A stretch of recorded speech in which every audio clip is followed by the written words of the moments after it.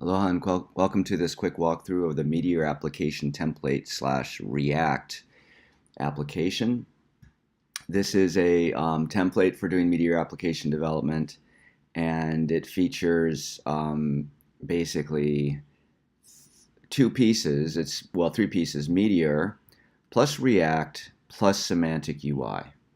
And so I'm kind of tried to provide a minimal CRUD style application that you can use to get started building applications with all of these components. So I hope you'll read through this before you watch this video, because the video link is at the bottom and you have some idea. What I want to do now is kind of just talk things through it. When the system runs, it's going to look like this when it initially comes up. Actually, it won't be logged in yet, so we'll sign out. We'll go here. And to get to that point, you have to basically do a couple things. You got to download the application and put it in a directory. Then you do meteor npm install to install all the libraries that's needed. It's always a good idea to run meteor npm run lint, because this is integrated with ESLint to make sure that we're obeying all sorts of nice coding standards. And you can see there were no errors formed. So then you can do a meteor npm run start, and the application comes up, and it looks like this as it comes up.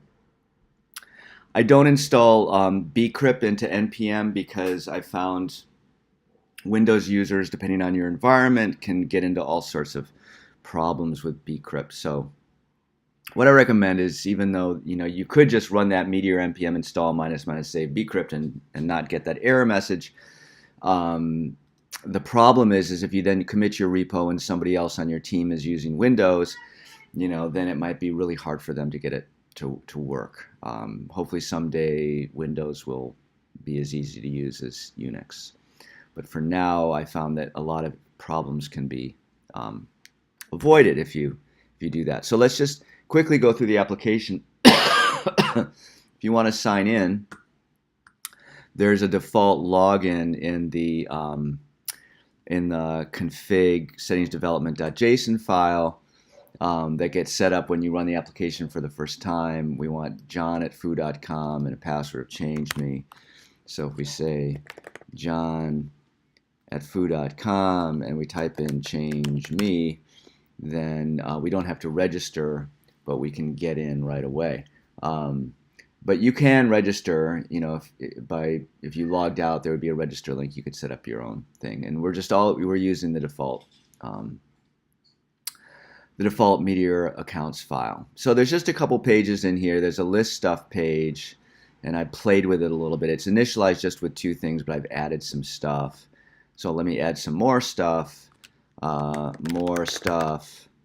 And if I say there's 24 quantity of more stuff, then you can see when it gets submitted, we get this little alert saying that things were okay.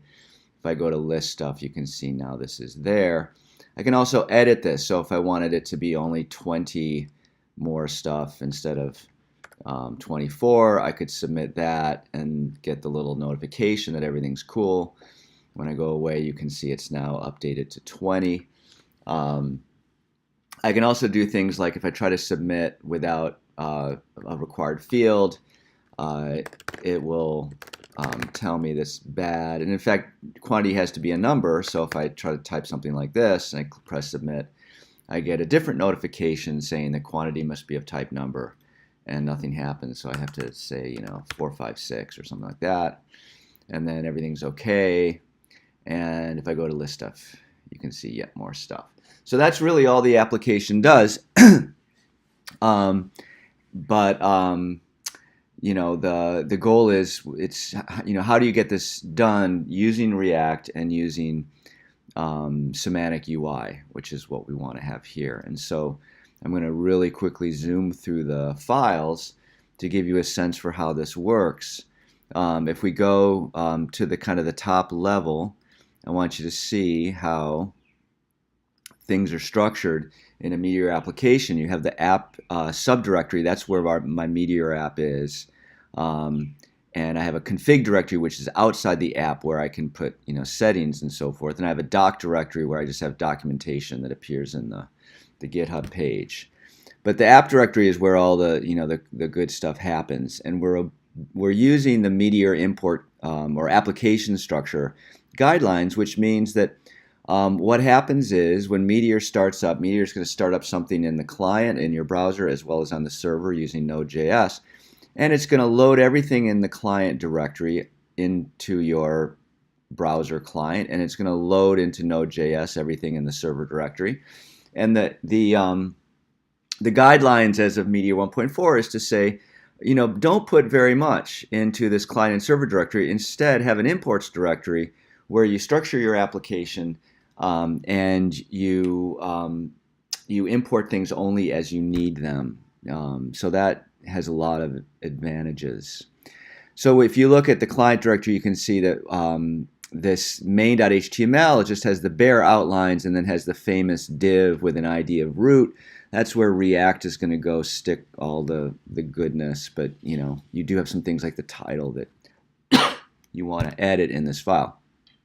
Otherwise, the main.js is just starts off by importing only the contents of the startup directories, the index.js in the both directory, which is both client and server, and the index.js in the client are being loaded.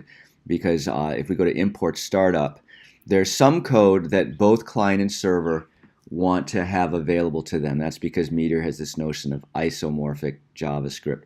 But it basically comes down to the idea that on the server side, we have Mongo running, and we have collections, and we need code to define and manipulate those collections. On the client side, we have this mini Mongo, which is this simulation of a Mongo database, which the client can actually manipulate just like the server manipulates the database, with a couple exceptions.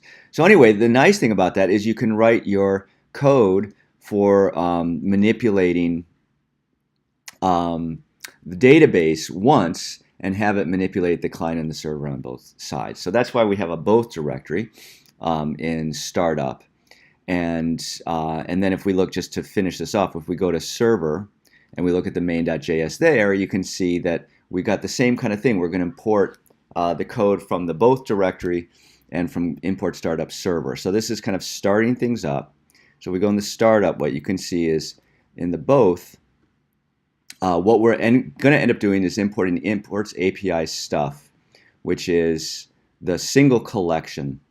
So if you go to this, we're going to, by the way, when you say imports API stuff, what you're really doing is importing API stuff / index.js. So this is the file that actually gets loaded, and this file says import stuff.js, which is this file here.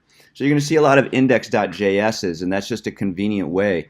As your application grows and there's more and more files, you can create an index.js and essentially have all of the code in that directory loaded with just one import statement. It's a little more convenient. In this case, it seems kind of silly because there's only one other file, but it's a good kind of convention to get used to.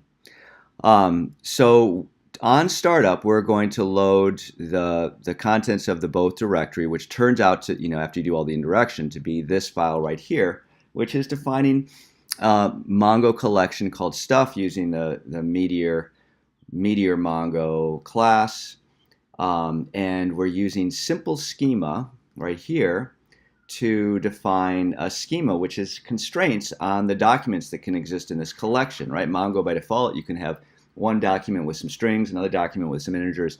There's no constraints on the elements of a collection. So simple schema is a way of kind of enforcing a uniform structure on the documents in a collection. And you can see we have two fields we want in this collection, a field called name and a field called quantity. One is a string, one is a number. And then we attach the schema that we've just defined to our stuff collection so that Meteor can enforce those constraints whenever someone tries to insert or update a document. We'll make sure that it will only succeed when these constraints are satisfied. And then we export these guys because we're going to need them later. So that's our underlying data model, right? Very, very trivial. So now let's go take a look at, and you can see in, let's now kind of keep proceeding. So you can see index.js, both client and server side are going to end up importing server, the stuff thing. And then we'll get to the client side, and you see index.js just imports startup.jsx. Again, when there's only one other file in this directory, it seems redundant, but it's makes the imports cleaner, and then you can add files and restrict kind of the ripple effect.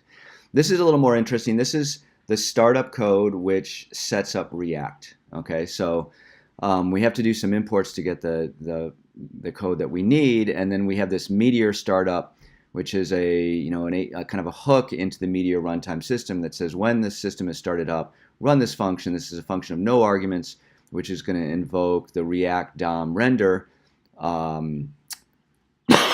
function, taking this app component and attaching it to the root div. Remember back here, root div.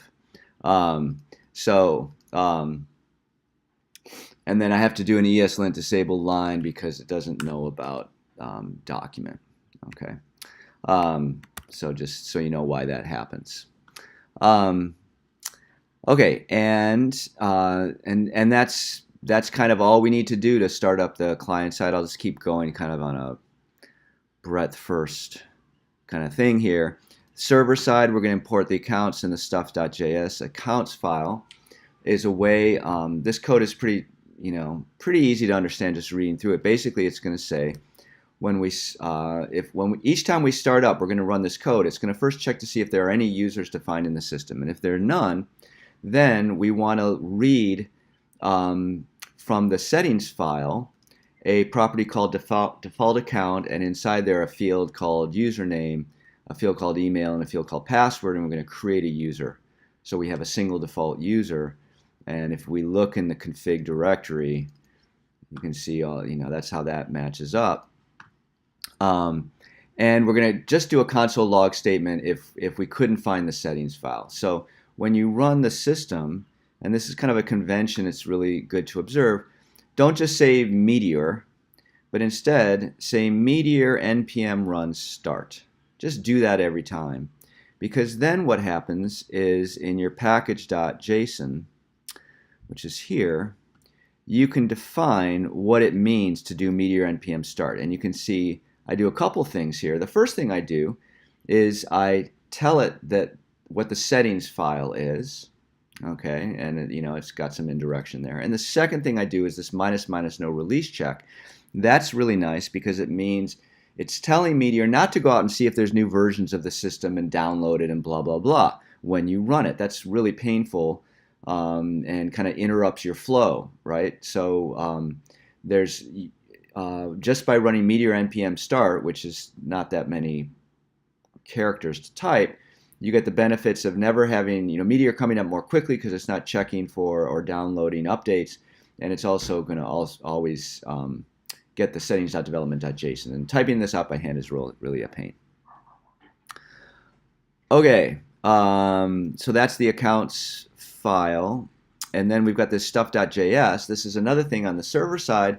The idea is when we bring up the system for the first time, again by checking to see if the stuff collection has nothing in it, why don't we put a couple things in there? Okay, so here's just some silly little code that runs insert with fields from stuff seeds using the _each function.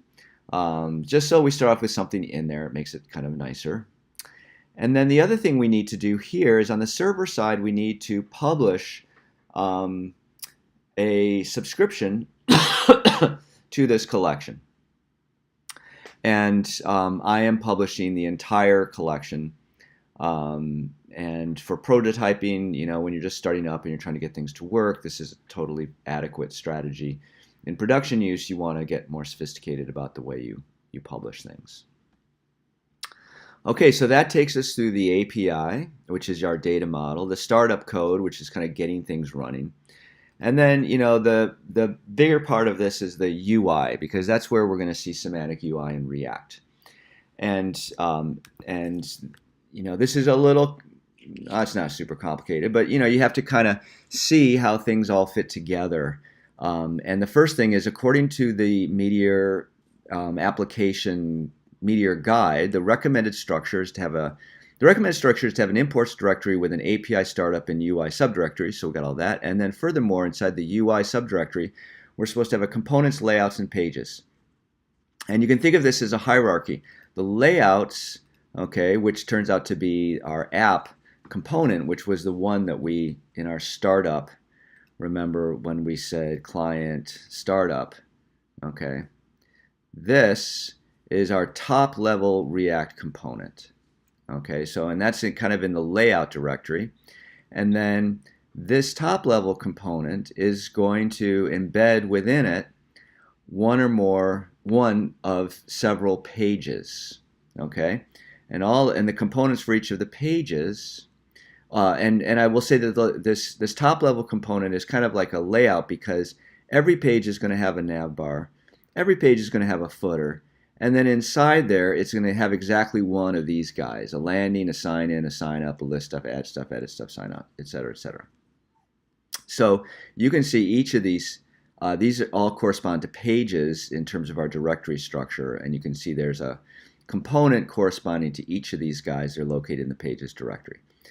Then finally, there's this other one that's named components, which is a little bit of a drag because React refers to everything as a component. But in here, we're talking about small little things that could appear on multiple pages. Okay, so stuff item is actually like a little piece of the list stuff page, and so it goes in this component. But anyway, the hierarchy is layout is the overall structure.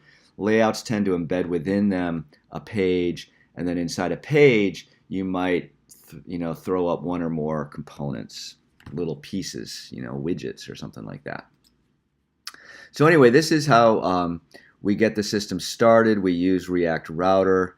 We've put up a navbar. Navbar looks like this, and you can see here that we're starting to get into Semantic UI React land, which has importing these components. And I do want to say that that the documentation for the React version of Semantic UI is really pretty sweet.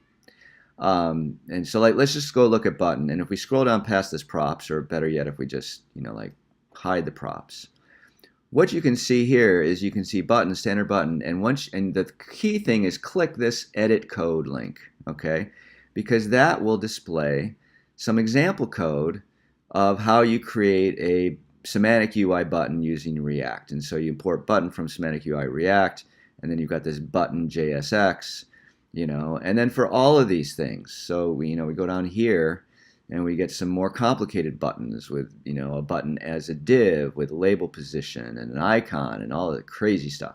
Okay, so as you go through any of the Semantic UI stuff, the notion is when you see something that looks interesting, first thing you want to do is click that code thing.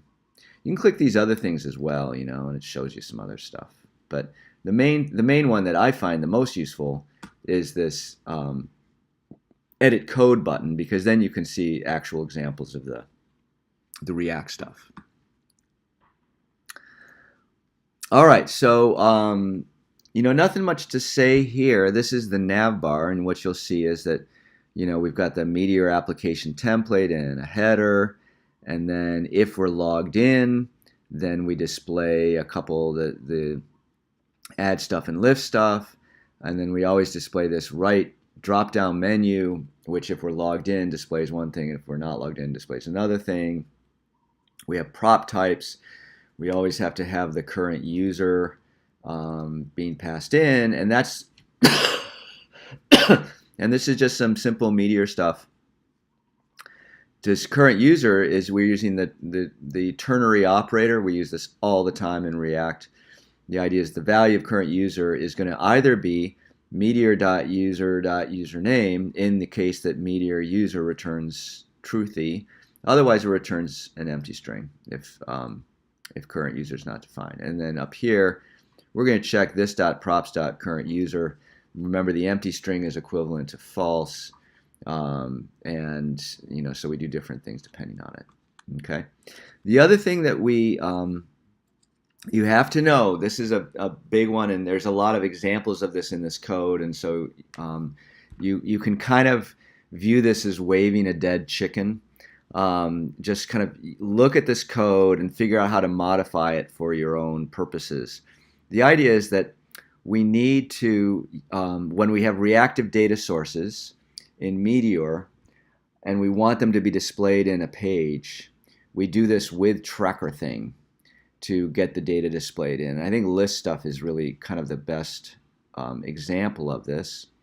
So what we say is we're going to export default the result of calling this with tracker method, which is a function that does a couple things. First, it's going to subscribe to stuff, which was that publication that we saw over in server stuff. Here's where we published something called stuff, and over here we're going to subscribe to that same string, and that means that we will now be able to invoke stuff, which we're coming from our API directory, and that collection should have been populated, and we're just doing a find.fetch to get all of the documents in this collection as an array of objects, bind it to stuffs, which can then be referenced inside here. So for example, right here is a place where we're referencing,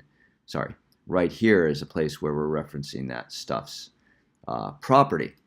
And you might hear in React about using Redux and other ways to have global state.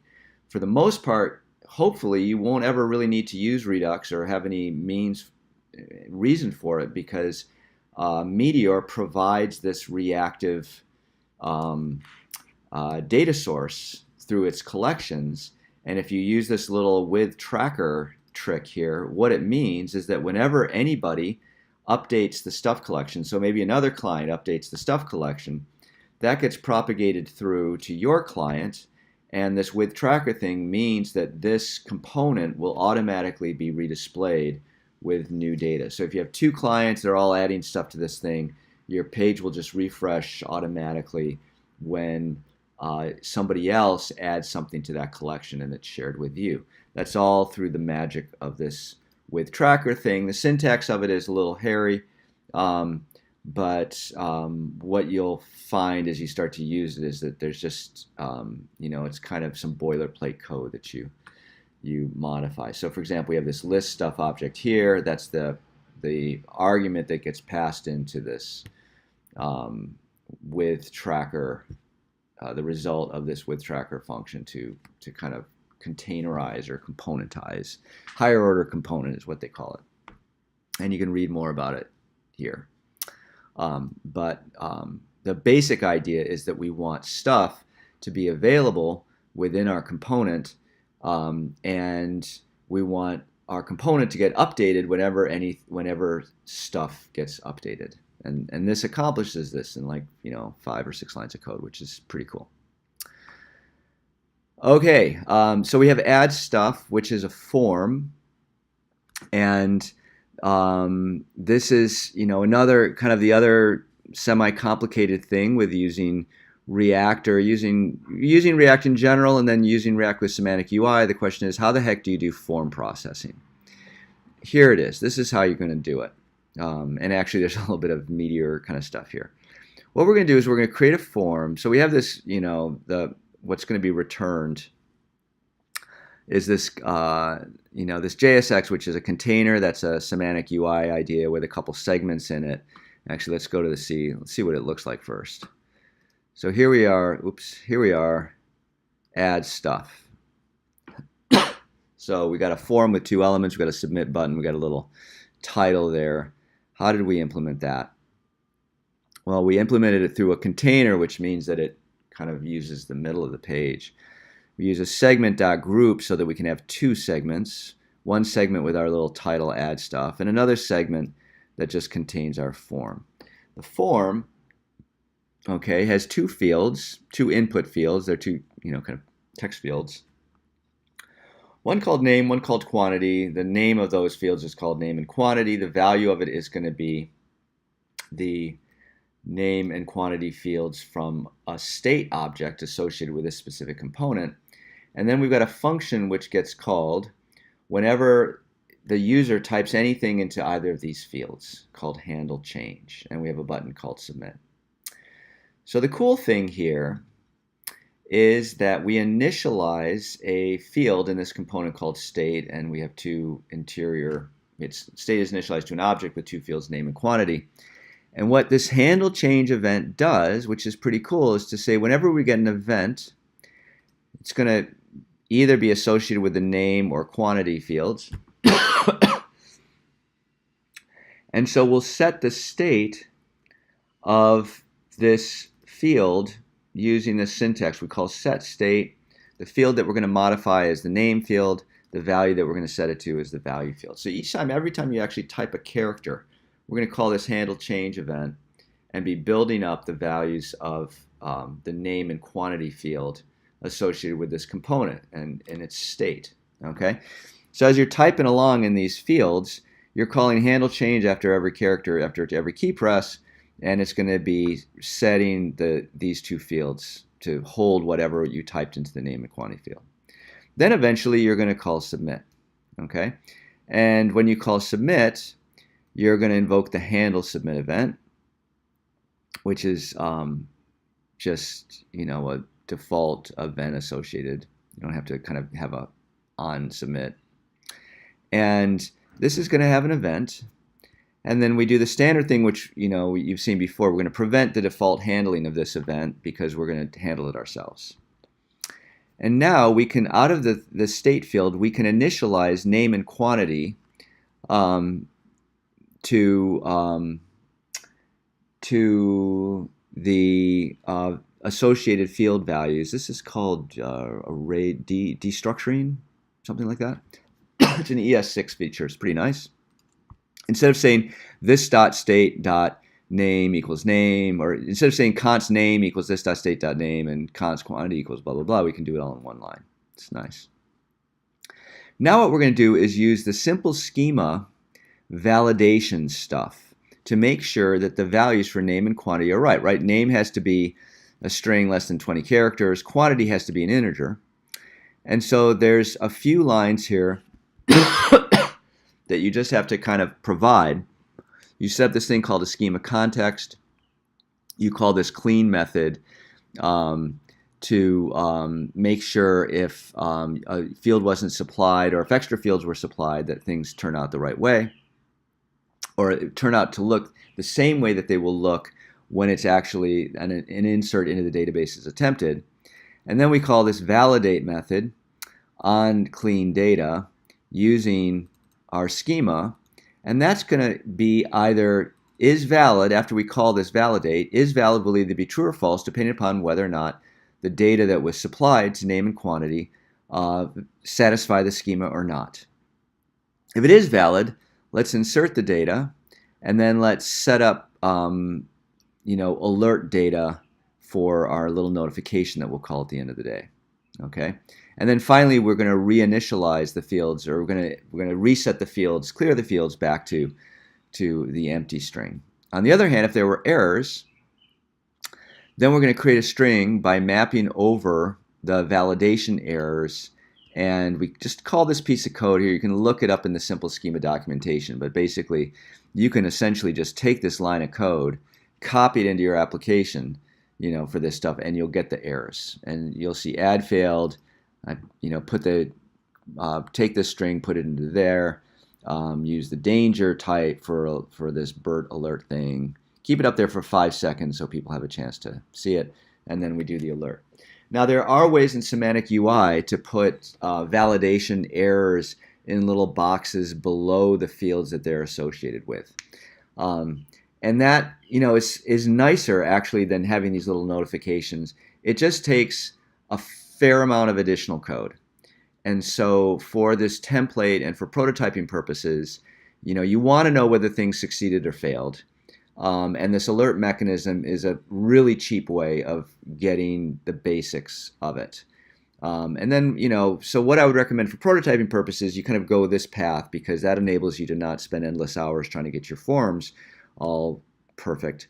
And you can actually work on the business logic. And then some point later on, if you decide, this alert thing is kind of cheesy, I want to use better things, you can go ahead and add in the additional stuff necessary to do it. It's not hard, but it's just more code and a tiny bit more complicated. So that's the add stuff. Edit stuff is almost exactly the same, except that we want to be editing some existing data. And if we go back here, I go to list stuff. What you're going to see, if I click on edit, I'm going to go to a page where the URL actually embeds the doc ID of the data that we're going to be displaying. So that's the key trick for this, is that we're going to retrieve from the URL the doc ID of the document that we want to display in here and be updated. So how do we do that? So it starts in our router. So if we go to layouts app.jsx, what you can see is for the edit path, we have edit and then a bracket and then :_ID. And that's a way that React Router and every router I've seen allows you to kind of declare variables that match certain elements of your URL for later use. So this is going to match the doc ID when we're in the edit. We're in an edit mode. And so what happens is that React Router data gets passed in as the match a match field in the properties object. And so if we just use this little thing of having a parameter with the object destructuring thing, then match is now going to be bound to the field in the properties object with a value match, and then we call params._id to get that value of that :_ID field from the route URL definition. That's our document ID. And so then we subscribe to stuff, and we can call find one to get the specific document associated with that document ID and pass it in as the property called doc. We got to declare it to be an object. And then once we have that document object, things get pretty simple, because in our constructor, we'll set up our state field here, and we'll make sure that this is, we'll get this.state.name equal to the this.props.docs.name. Now there are times, unfortunately, when, at least with this code, it's possible to get to this point with this.props.doc equal to null, in which case that would fail. So I've just put this little guard in here to make sure that this you only set this when the value actually exists. Handle change looks just the same as before. The only other thing we have to do here is initialize the value of our form based upon the current value, and that's pretty easy because this.state got set up with the values. We can just insert this line here to define two variables, name and quantity, with the associated values from the state field, which were initialized up here, and now the form will get an initial value associated with the doc ID. And then you can edit it, and we go through the same rigmarole as before. Basically, the only difference is instead of calling stuff.add, we call stuff.update, where we pass the doc ID, and then we have this MongoDB syntax, $set with the object that we've constructed here that can be inserted or updated. And that way we don't add a new document, but we actually change an existing document in the database, which is what the edit function should do. Going through the remainder of this, here's the landing component. It's examples of some grid and image, Semantic UI React components. List stuff, we kind of did this one. No, we didn't. Okay, this is the table. So if we go to list stuff, we get a table that looks like this. How did we construct that? Well, we had a container, a text container. You can look that up in Semantic UI land. and then we put a header called list stuff, and then we have a semantic UI table that's a cell table, and we have a header, which, again, it's, that we're getting here, but the real cool part is here. And the way we get those individual rows is we first subscribe to stuff and passed, again, the way we did before using this with tracker trick. We passed in an array of all our stuffs into this component as a property. And then, so this.props.stuff is that array, and then we map over those, and we pass the map a function which takes one argument, which is an individual stuff document, will return a stuff item component. And if we look at the stuff item component, I don't know what's going on out there. What you can see is this is a really simple React component that returns a semantic UI table row, okay, where there should a property called stuff that has to be passed in as a property, and we just retrieve the name, the quantity, and the underscore ID, and put them in the associated fields. We use the React router link object to create a link that does the right thing when people click on it. Going back to list stuff, you can see the key here is stuff equals stuff. That's how we assign the property. In the properties object, we're assigning the property stuff to be the document. Okay, so that's list stuff. Not found is if we go to the client, if we go to app.js, you can see we have this final thing, not found. So if none of these match, we're going to go to the not found page. Sign in is a semi-complicated thing. You can actually, I believe, just provide this code unchanged in your application to get the same kind of behaviors this application with a little pull-down menu. But you can read through it. It's pretty straightforward. The idea is that we're going to call Meteor login with password in order to make sure that we're authorized. Sign out is even simpler. You click that link, and we'll call the Meteor logout function to sign you out, and then return a page that signs you out. Sign up is the registration link, very similar to the sign in form, except we're going to call accounts create user to create a new user in your Meteor account. That's basically it. Any questions, let me know. But I think if you kind of fiddle around with this code for a while, you'll be able to have a good sense for how Meteor, Semantic UI, and React all work together.